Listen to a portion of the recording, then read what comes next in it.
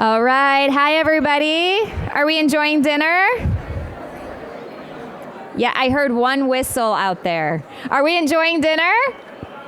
Yes. Good, good. Well, you can continue eating, and we're going to keep moving with the program.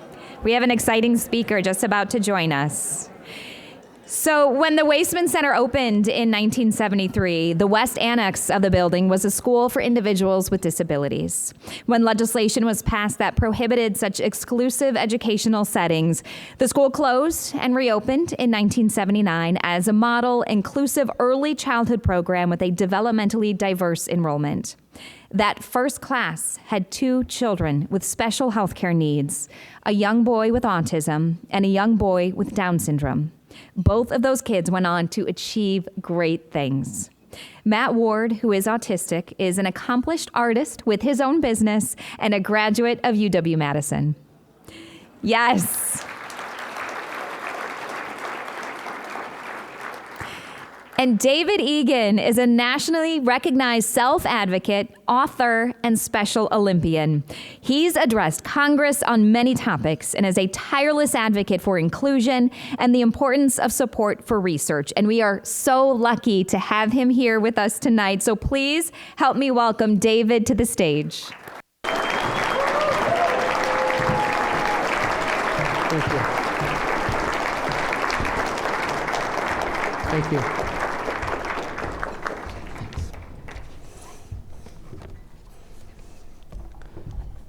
First of all, before I start, there's a special young girl, my niece, who's having a birthday today. And she's not here with us, but I want to say to her, happy birthday.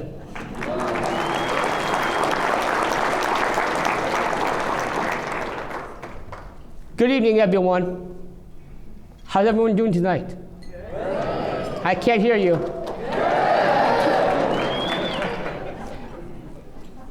I'm so honored and grateful to be speaking at this gala celebrating the 50th anniversary of the Waisman Center.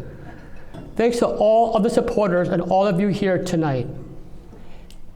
It means a lot to me to be standing here alongside the Waisman director, the son of Harry Waisman, the chancellor of the University of Wisconsin, the executive director of the Association of University Centers on Disability, and with all of you, the friends of the Waisman Center.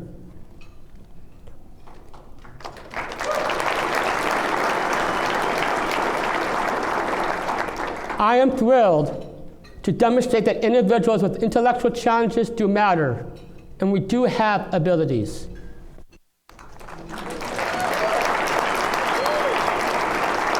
In the 70s, perceptions and realities were not so positive.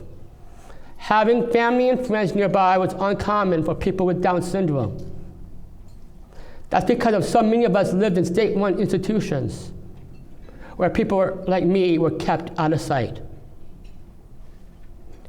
Individuals with Down syndrome were not seen as capable of learning and having a life like everyone else.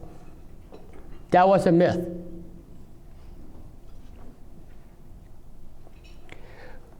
We were not expected to live beyond the age of 25. That was a sad truth. In those years, it was almost impossible to believe that someone like me would be fully included, competitively employed, become an author, and have a successful and rewarding life. I am one of many people of my generation who are proof that expectations for us have changed deeply. What seemed impossible on the day I was born is thankfully now a possibility and a reality, in part due to the work of various advocates and researchers across the country, and especially at the Waisman Center. I am 46 years old and recovering from long COVID and surgery this past summer. It's been a tough 2 years. But I'm still in okay health and slowly regaining my energy. Life for all of us has ups and downs. In 1977, when I was born in Madison, St. Mary's Hospital, the staff recommended that my parents send me to an institution. Instead, they took me home. My parents loved me from day one, and as good researchers, they explored all the options that would develop my abilities. My mother started a small playgroup with the children of other graduate students. They came to our home weekly to play with me. I am told that I was a good observer, and I would imitate my friends, and they were good role models.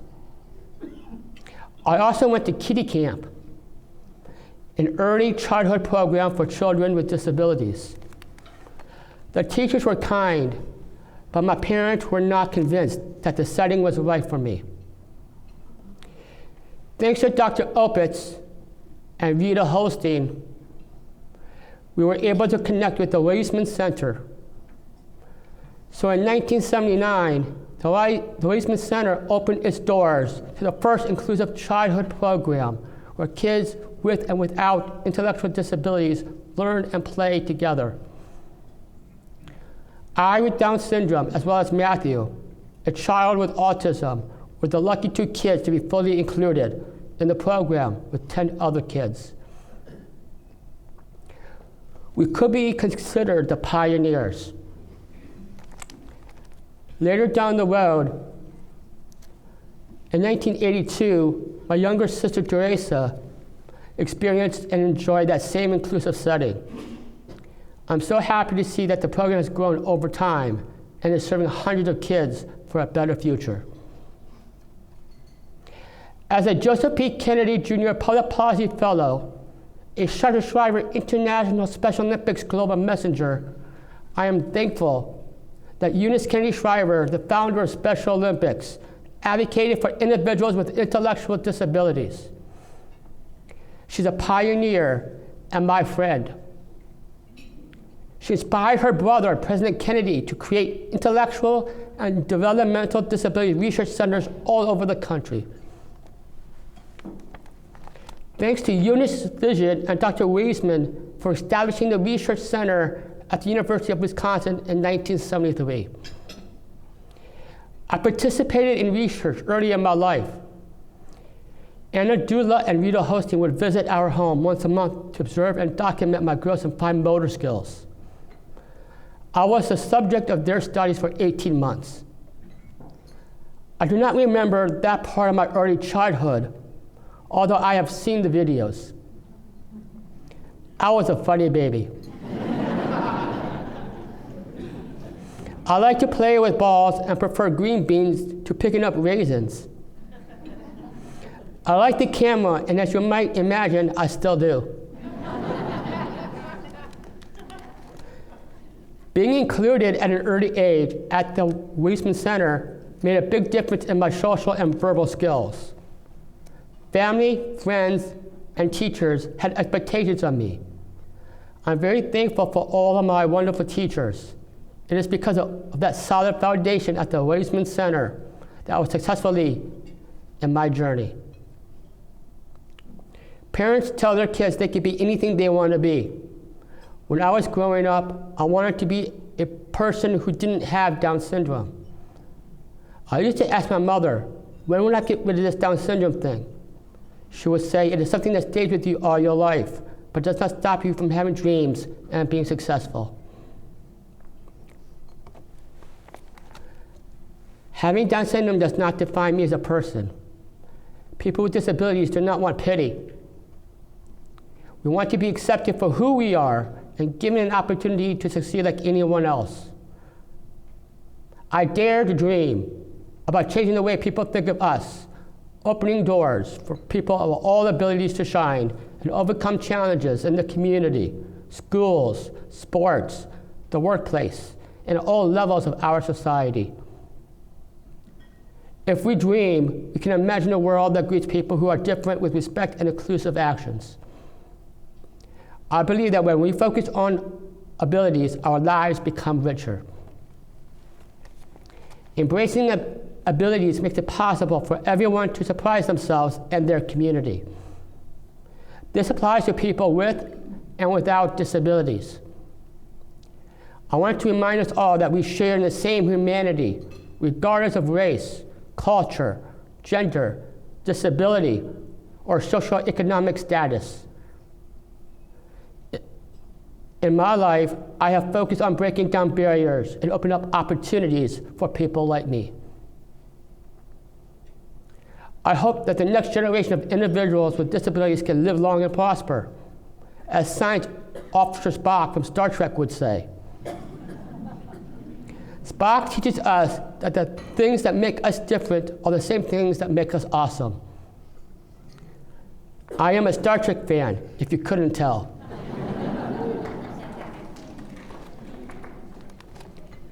In fact, we are more alike than different, as I wrote in my book, titled, More Alike Than Different, My Life with Down Syndrome. While we have made some progress in the acceptance of people with intellectual and developmental disabilities, there is more work to be done. We need more research. Research into all the things that make up human life is fascinating to me. How we grow, how we think, how we learn, and how we communicate. What motivates us? How do we learn to overcome challenges and disabilities? Research that leads to new discoveries help us strive for better lives, whether we have a disability or not.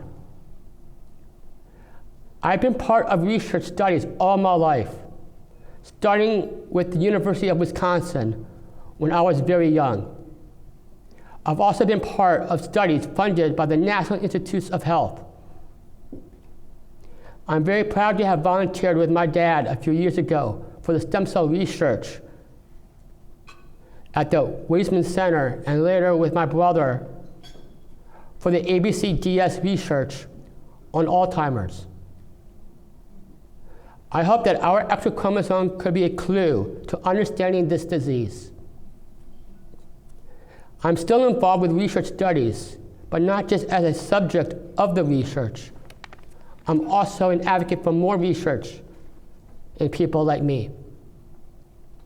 Maybe one day, some new research results will translate into benefits that improve my life and the lives of others with and without disabilities. That doesn't mean I'm asking scientists to change me. I'm comfortable with who I am. I hope that the medical and research community will find that extra chromosome unlocks discoveries about how the brain works. I hope they will find studying Down syndrome to be exciting and interesting. Maybe that research could make it easier to understand diseases that affect us all. My success and ability to make my dreams come true and have an inclusive life like everyone else was possible thanks to the support of the people who believed in me. I want to thank the Waisman Center, the researchers, the educators, health professionals, and all the families who participate. Let's give them a round of applause.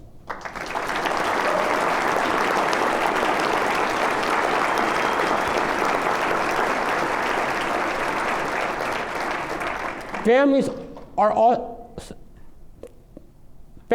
so important to changing views of people with disabilities. I want to thank my family who is here to celebrate with me. My mom and my dad, siblings, their spouses, and my nephews and niece. Thank you for always having expectations of me and supporting me. I also want to acknowledge my godmother and our good friends who knew me as a baby and a toddler, when my parents were graduate students. In closing, let us make sure that we are not guided by the myth of limitations, but rather open to possibilities and abilities. We have come far, but still have far to go. The one thing I would like you to walk away with is also inspired by Star Trek. I want you to believe that no matter who you are, you can boldly go where no one has gone before. Are you ready to make an impact?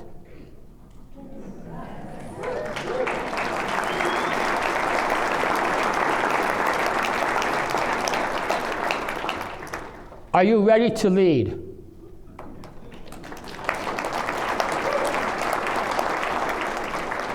We need to change the hearts and minds. We need to be accepted. I challenge you to discover our hidden talents and abilities. Do not let our differences separate us. See what unifies us rather than what divides us. Choose to include. Thank you to all of you for advocating and continuing to take actions that maximize our potential and improve our lives. Thank you. Thank you all.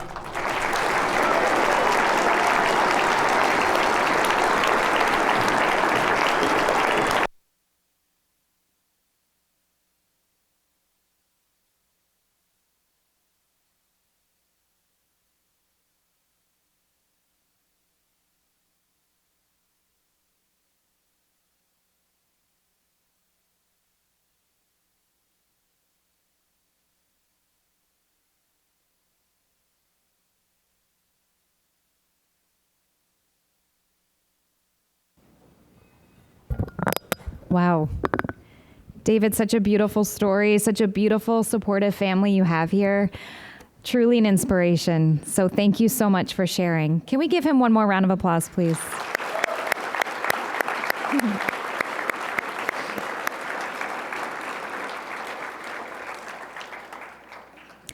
The University of Wisconsin-Madison consistently ranks as one of the most prolific research universities in the world. The supportive academic environment helps Waisman researchers and trainees achieve their best, both in the classroom and in the lab. The Waisman Center embodies the Wisconsin idea in that its advances in research, service, training, and outreach not only benefit the campus, but extend throughout Wisconsin and beyond. The center has always had a close relationship with and enjoyed support from the Office of the Chancellor. We are absolutely thrilled to have Chancellor Jennifer Mnookin with us this evening. Welcome, Chancellor.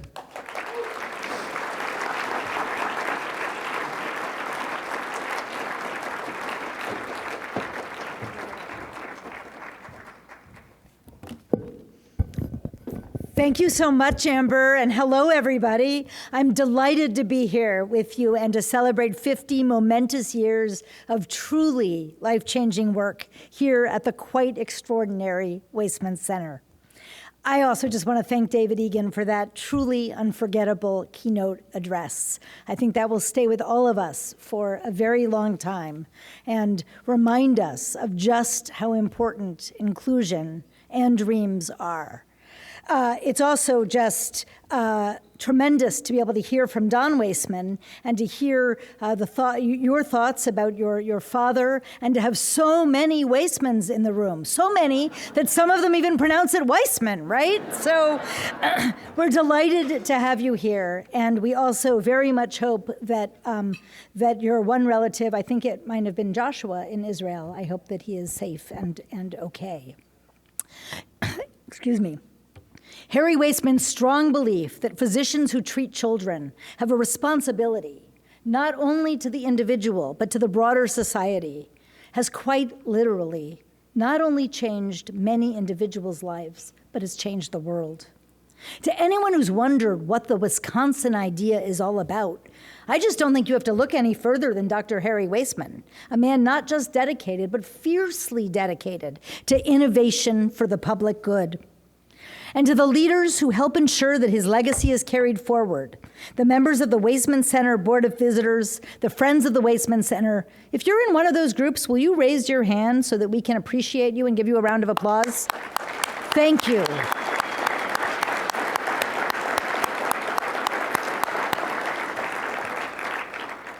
I'd also like to say hello to one of my predecessors, Chancellor David Ward and his wife, Judith Ward. Judith is a member of the Board of Visitors and the Center's former Executive Associate Director. Thank you for all you've done. And thank you to Chi-Young Chong for his fantastic leadership at Waisman. Dr. Chong is both director of the center and a renowned researcher advancing our knowledge about Rett syndrome, a rare and devastating neurological disorder that appears in infants. To all of the researchers, clinicians, and staff who work so hard to change what we know about human development and developmental disabilities and to improve lives, the highest and best mission of science. If you work at Waisman, give a wave, raise your hand. Let's give you a round of applause. Yes.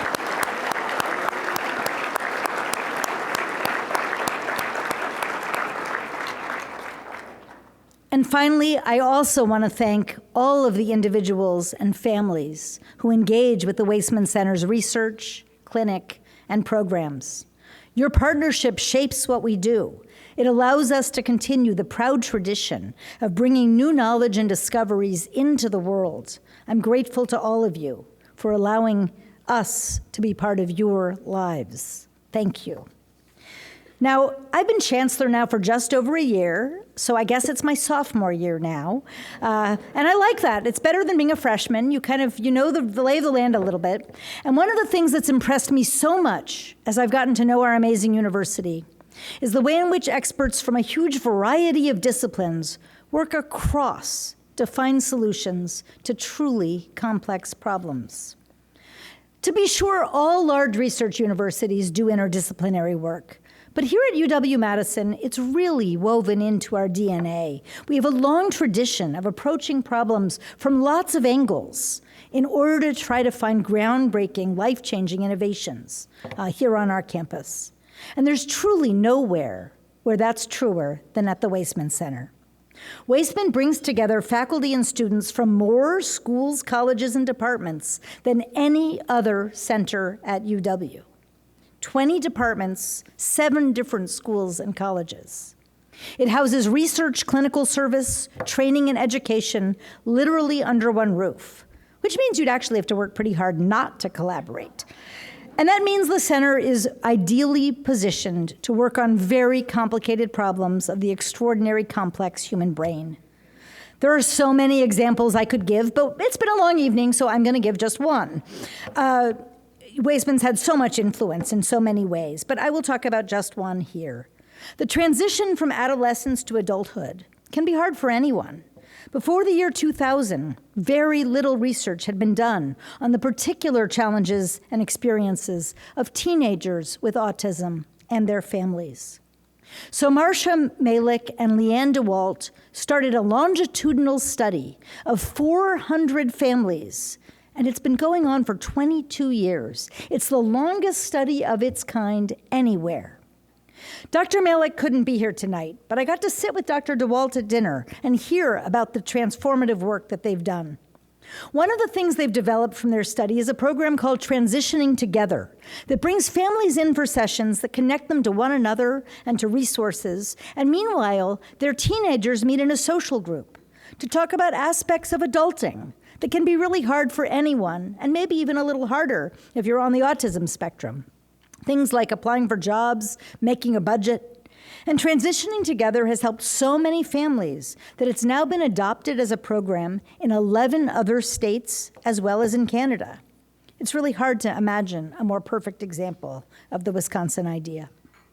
So that's the kind of work that's happening here, and it makes me so proud to get to help lead this university. I really want to thank all of you for the roles you've played in the success of the Waisman Center over these 50 extraordinary years. And of course, an enormous thanks to the Waisman family for their support and their partnership that allowed us to lay the foundation for a truly grand experiment, something unlike anything that had been tried elsewhere, and to nourish it into a national center of excellence that is genuinely changing the lives of children and family every day. Now, I was going to close by just saying happy anniversary or happy 50th birthday to the Waisman Center. But we've heard about 2 other birthdays tonight, too. So we've heard a little bit. We heard that David Egan has a niece who has a birthday today, and we wished her happy birthday. And then we also heard, Rowan, that you have a birthday today. I think you've just turned 7. Is that right? Yeah? And this is, I think, the biggest birthday party you've ever had. So we're here celebrating a lot of really important birthdays. David's niece, the Waisman Center, and Rowan's. And so I think we should end with a rousing rendition, and my voice is terrible, so I really need all of you to sing loud and proud as we wish a happy birthday to Rowan and the Waisman Center and David Egan's niece as well. I'm wondering if Finley, who sings better than I do, wants to come up and help. No? All right, fair enough. You don't have to. But let's go and let's sing happy birthday to Rowan. 1, 2, 3. Happy birthday to you. Happy birthday to you. Happy birthday, dear Rowan. Happy birthday to you. And to the Waisman Center. Thank you very much.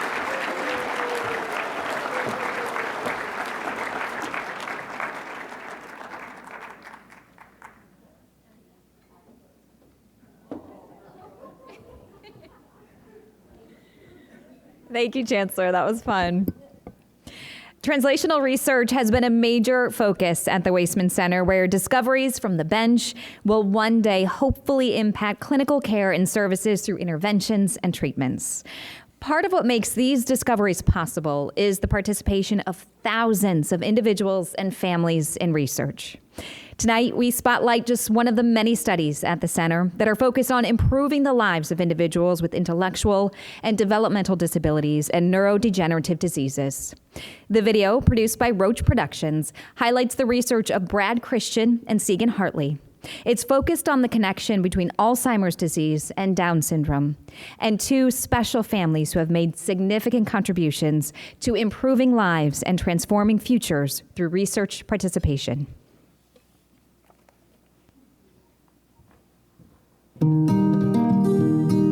The Waisman Center really is a unique center, not only in terms of Wisconsin, but really, quite honestly, across the world. When I arrived at the University of Wisconsin in 2005, my lab was placed here at the Waisman Center, and I was very excited to be put in this renowned institute.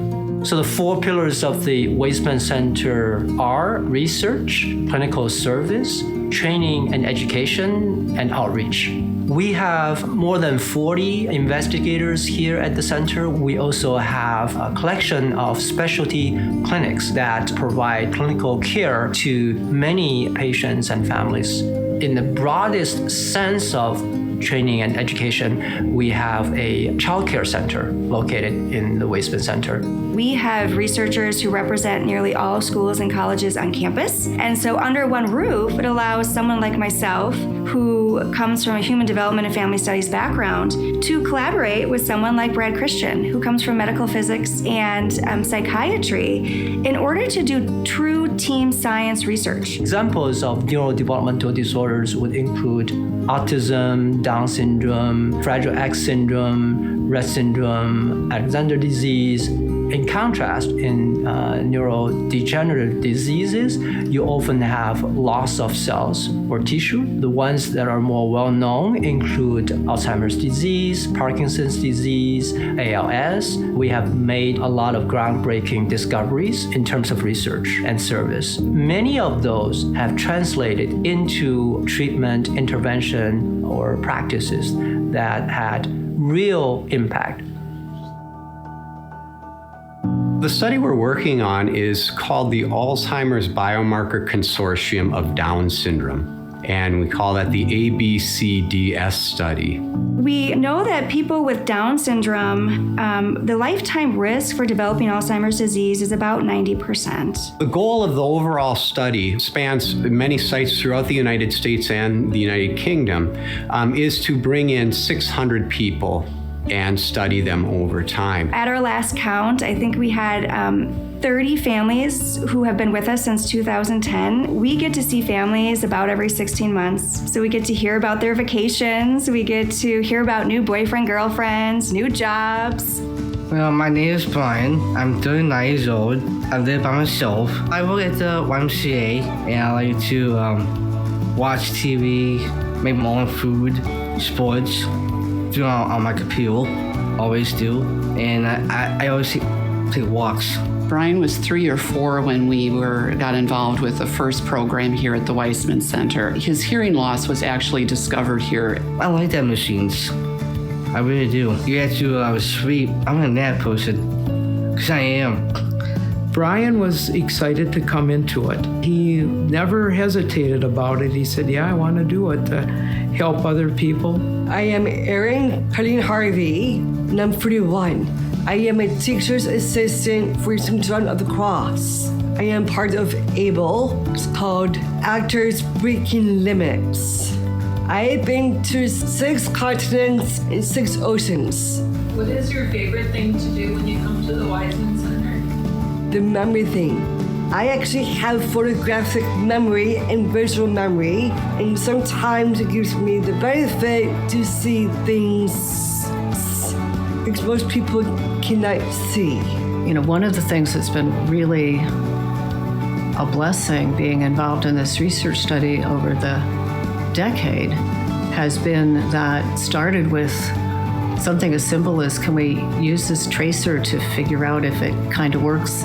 10 years later, they're on the precipice of perhaps discovering biomarkers or inventing therapeutics and actually making a difference in the treatment of Alzheimer's disease or the diagnosis of the disease or the care of the people who have the disease. Now we're at the point where people can start participating in potential therapy or treatment trials. We really care about the Down syndrome community. This is a community that has been left out of science and is highly deserving of clinical intervention trials and a variety of treatment options that are tailored to them. What we're learning in Down syndrome is making a true impact on advancing research in Alzheimer's disease in the general population too. If we really do want to push the needle on science, we know this can't be done within one discipline, within one lab. We really do need this team science approach. We want this celebration of 50 years to really serve as an indication of the impact that the Waisman Center has had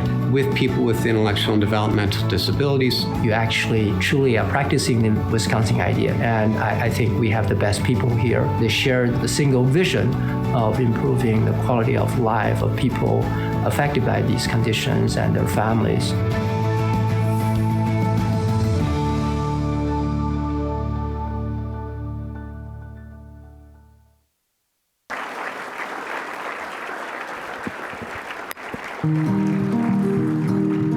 How incredible that we have this level of care, this quality of research happening right here in our community, groundbreaking research. I mean, it really is incredible. We are so lucky. We are also lucky and honored tonight to be joined by John Cheetah, the Executive Director of the Association of University Centers on Disabilities. It's an advocacy group that supports and promotes advancing policy and practice for and with individuals with developmental and other disabilities, their families, and communities. So please help me welcome John.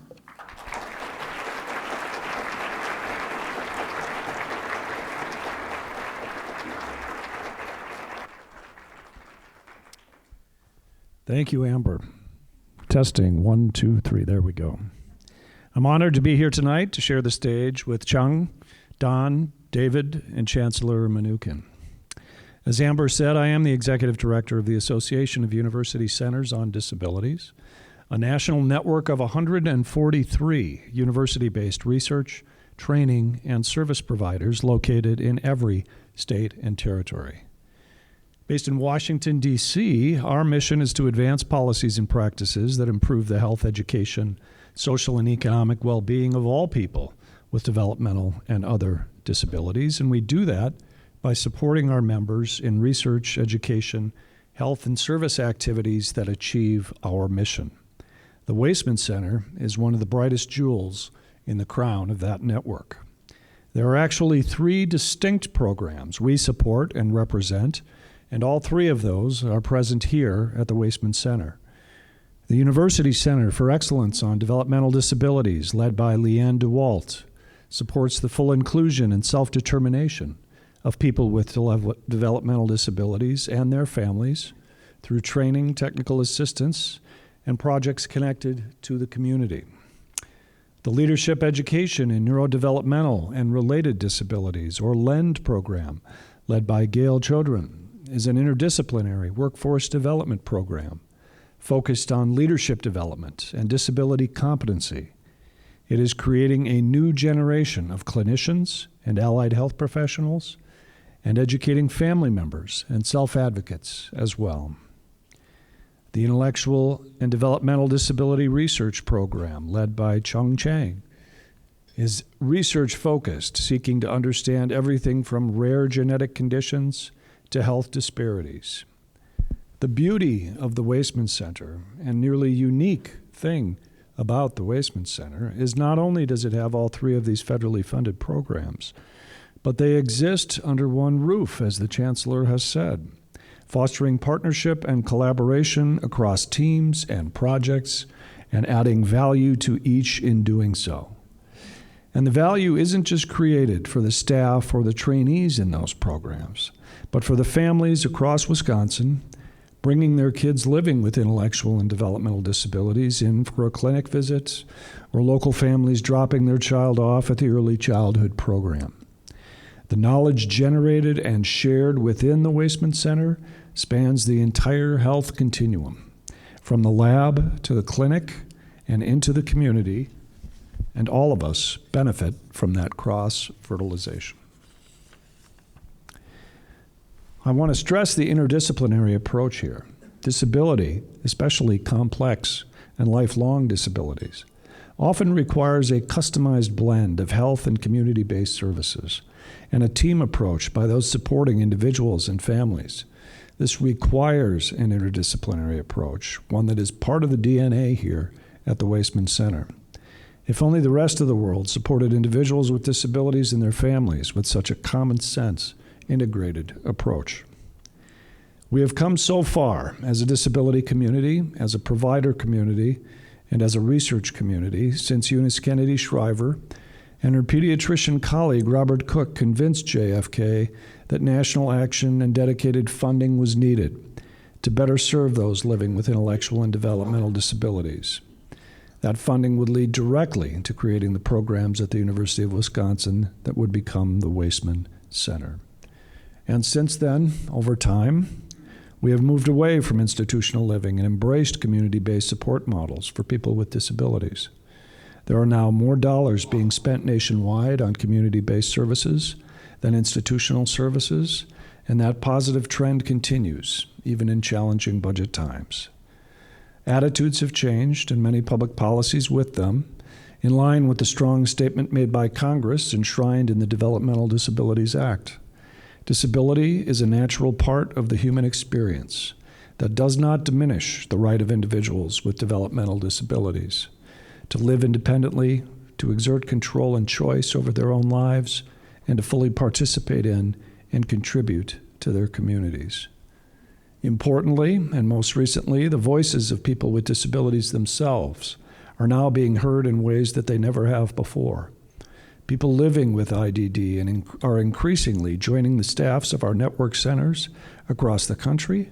They are joining research teams, not just as advisory committee members, but as paid staff, from conceptualizing projects at the beginning through knowledge translation and dissemination at the end. Government agencies are now requiring those writing grant proposals to detail how people with disabilities will be meaningfully engaged, and they are basing their funding decisions on those answers.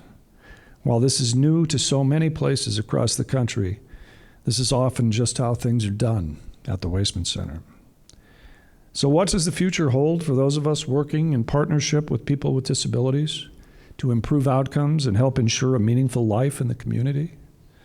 There are certainly challenges ahead, especially in the labor market for so many professions that support people with disabilities. We need more direct care professionals in the home, yes, but we also need more of the professionals being trained in the LEND program as well. Doctors, therapists, social workers, audiologists, more than a dozen professions, and most are all in short supply. As a result, families can have longer wait times to access services, and it's the individuals with disabilities who are ultimately affected. Here, the Waisman Center continues to be a part of the solution. in its training of a new generation of disability providers, researchers, and training across the USED, LEND, and IDDRC programs. We need more research and evaluation of programs and services being used by people with disabilities. Here, too, the Waisman Center is part of the solution. Your findings are invaluable as tools to help drive positive policy changes at both the state and the federal level. Yes, there are challenges, but there is also great hope. Research advances continue at an amazing speed, as you just saw in the video, especially in genetics and neuroscience. While there is much that remains unknown, the impact this research is having on the everyday lives of people with disabilities is nothing short of profound. Because of exceptional and comprehensive places like the Waisman Center, people with disabilities are healthier, are connecting to the supports they need in the community, and are living longer than ever before. Because of the Waisman Center, parents and families, as David said, have higher expectations for their children and what they might accomplish someday. People with disabilities have greater expectations for themselves and the lives they want to lead in the community. And increasingly, policies and programs are changing, some more slowly than others, to not just listen to those expectations, but to develop service and support plans around them and make them real. For 50 years, the Waisman Center has been improving lives and transforming futures, and I look forward to your innovation and leadership for many more years to come. Thank you.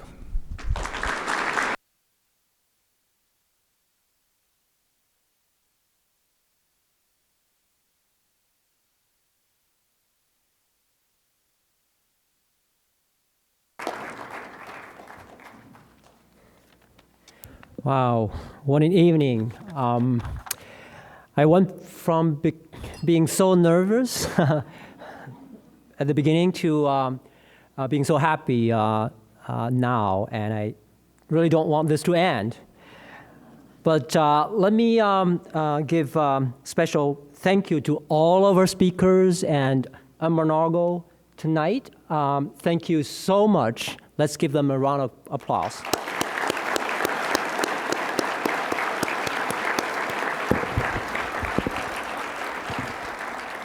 Well, thank you for taking us on this journey tonight. Starting with the beginnings of the Waisman Center from Dawn, those wonderful stories of Dr. Waisman, that's where we came from, to David, who shared with all of us how inclusion have played major impact in his life. And hearing from our own Chancellor, Chancellor Mnuchin, about the impact of interdisciplinary research here at the Waisman Center. And to closing from John, how the unique organizational structure here add value to everything we do. And let's not forget that video spotlighting just one of the many examples of translational research studies happening here at the center today. As you can see, we have improved lives and transformed futures for many through the last 50 years, and we remain committed to that goal. However, moving forward, we cannot continue to do the work that needs to be done without your generosity, without your support. We thank you for being a part of a history, and we invite you to join us in improving lives and transforming futures for the next 50 years. So on your devices, there is a Gift Now icon, or you can simply scan the QR code on your program and make a difference in the lives of so many. We appreciate your contributions of any amount, and thank you for helping us to celebrate our 50 years tonight. Thank you so much.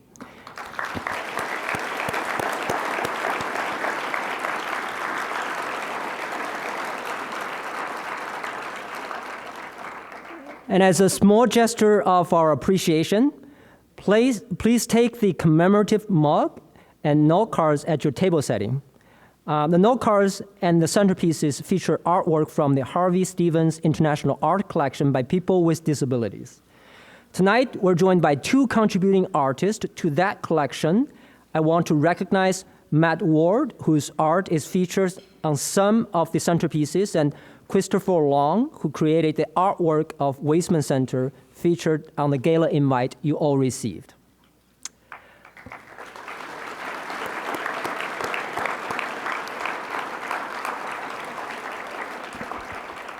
And finally, and really finally, I know the Waisman Center owes much of its success to the generous support from and the collaboration between all of you.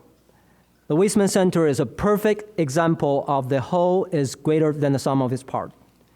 And mindful of the fact that all of you are connected to the center in many ways, I'm going to ask people to stand up and be recognized.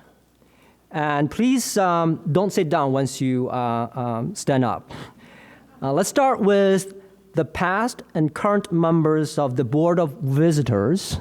I know you're here. Please stand up and be recognized.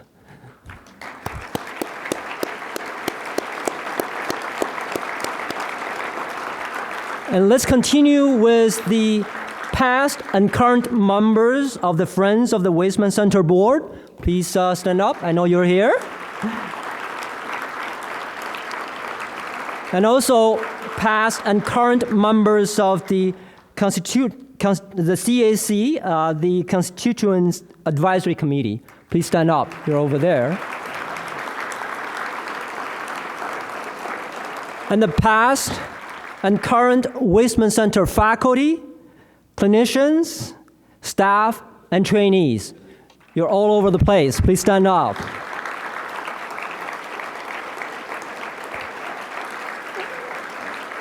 And finally, all of you, our special guests, our collaborators, our supporters, and our friends, please stand up. All of you.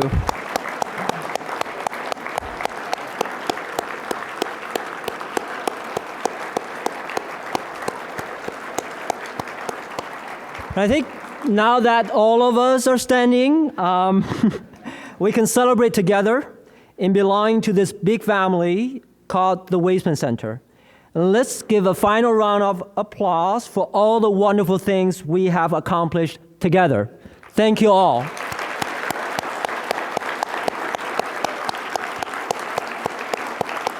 And thank you and good night.